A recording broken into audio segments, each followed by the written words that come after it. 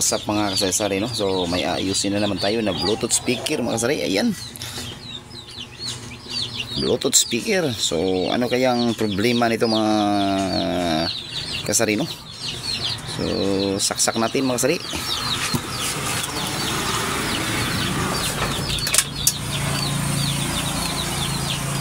So nga, kinuha pa natin yung saksakan. So ito na, subukan nga natin.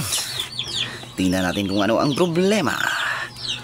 So ayan, saksak ko na mga sari. Ayan, try natin i-on.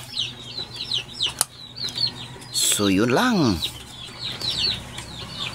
ayaw umilaw dito mga sari. Siguro ang problema nito ay walang 5 volts na supply, kaya ayaw niya mag light indicator. Yung pula, yung pula na yan.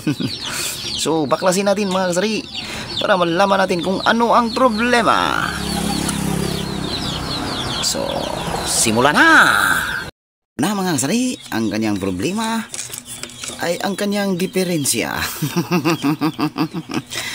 So ito na mga kasari, ang kanyang problema, no, kaya ayaw niya mag-umandar. Itong diode na to mga kasari, ayan, nagbabas yan sa ating talister. So try nating palitan yan para gagana na to. So update ko na lang kayo mga kasari pag napalitan na natin. To the testing na naman tayo. So abangan ang susunod na kabanata. So ito na, natanggal na natin ang kanyang problema.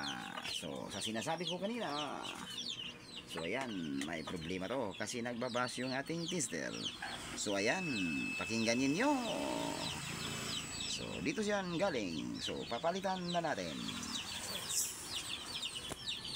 Ito na mga kasari, napalitan na natin ang kanyang diode. So try natin isaksak dito sa saksakan mga kasari, no?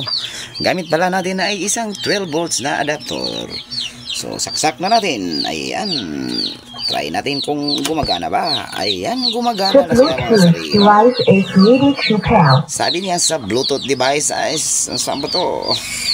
Basta kay ni under na. So kung nagustuhan niyo ang video na to, isang share at isang like naman dyan, at papalo na din sa ating Facebook page na Jimbo TV Sari Vlog.